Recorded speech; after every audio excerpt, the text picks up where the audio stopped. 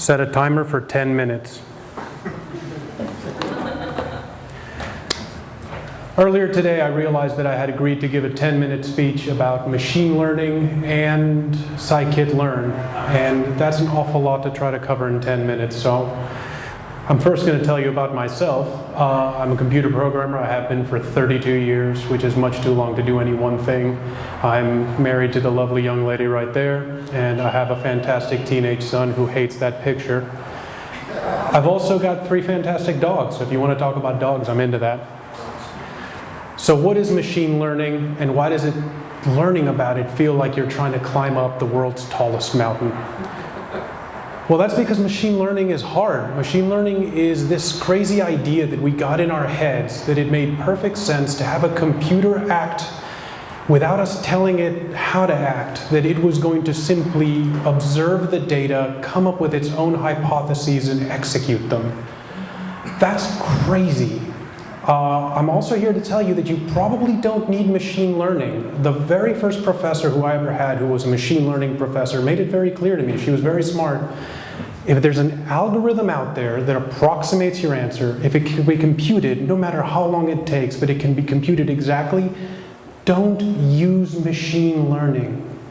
Machine learning is only for those times when there does not exist an exact algorithm. There is no approximation, and you still have a reason to have an answer. This is basically the core of my presentation right here. If you go right now to Google and you Google Scikit-learn algorithm cheat sheet, this image comes up. I reference it constantly. It is hyper important, and I'm going to walk you through the quick process. So let's make believe that you're data scientists and you're about to embark on a data science project. Well, I'm pretty sure that you're going to follow steps 1, 2, 3, and maybe 4.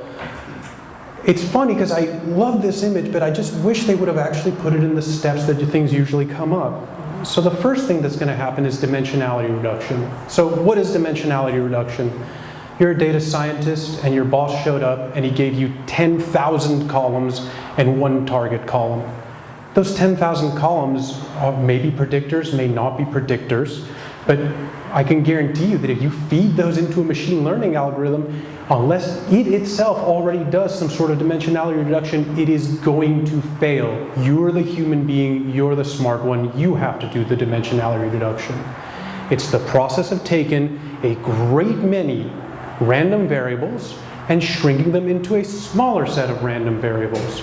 You can do that either via feature selection, in which you somehow figure out that the ones you care about are 3, 7, and 156,000, or you can do so using feature extraction. The one I'm going to talk about, which is in Scikit-learn, is principal component analysis.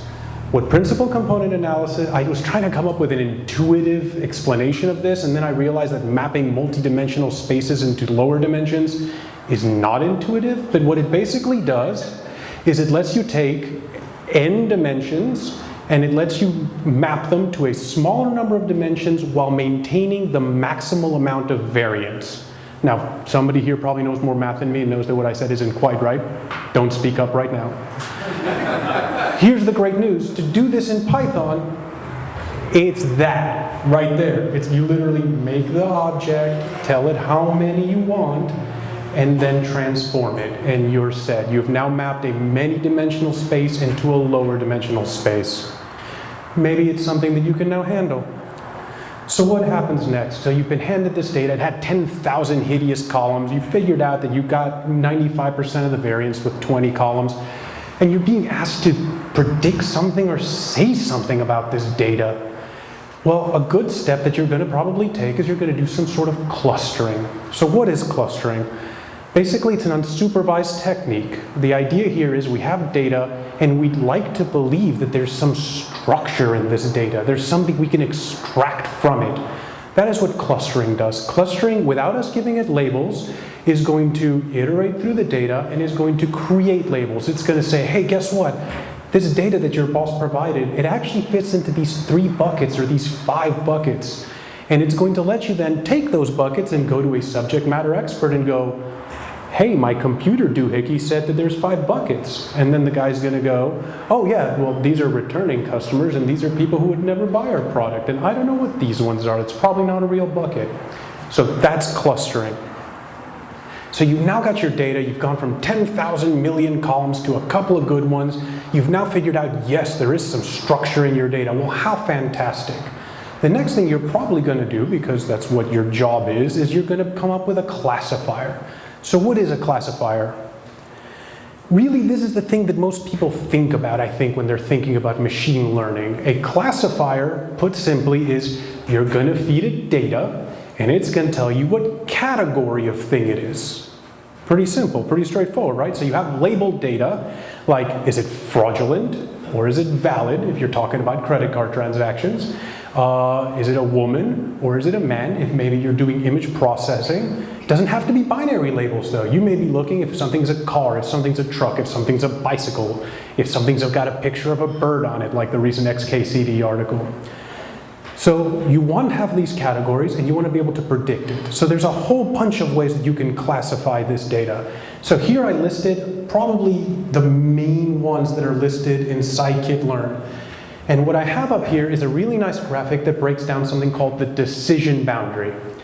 So if we were to take our data and we were to somehow map it from many dimensions into 2 dimensions using something like PCA so that we could use this 2-dimensional data and visualize it, because we're visualizing on a flat surface, we can see right there the different decision boundaries that the different classification algorithms would yield. They have different purposes. If somebody comes up to you and asks you what is the best classifier, they're not asking a real question. They're probably just trying to get you, interview you. It's, well, is it the best classifier? Like, for example, if I have the nearest neighbor, it fits a surface real well. It fits it so well that it may actually be overfitting. Or maybe what I want is a random forest because I see that it generalized exactly where the blue dots were and it was pretty smart about the red dots. It depends on what you're trying to classify. So K nearest neighbor is structural, support vector classifiers. There's a bunch of them. I've got exactly 2 minutes. We ain't going to cover them. So then we get to regression. This is the other thing I think people want. So what have you done? You've taken your 10,000 columns, you've narrowed them into 5 or 6 important columns, you did structural analysis with clustering, you figured out that there was real clusters and there was real structure.